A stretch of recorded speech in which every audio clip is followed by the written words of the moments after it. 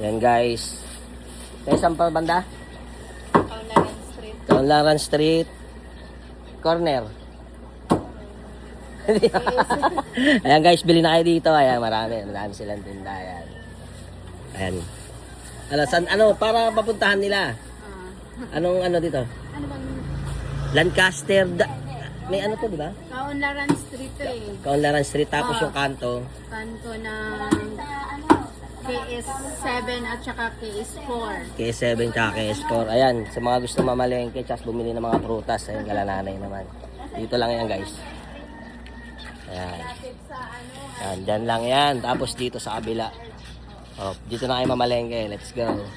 Kasi ginagalat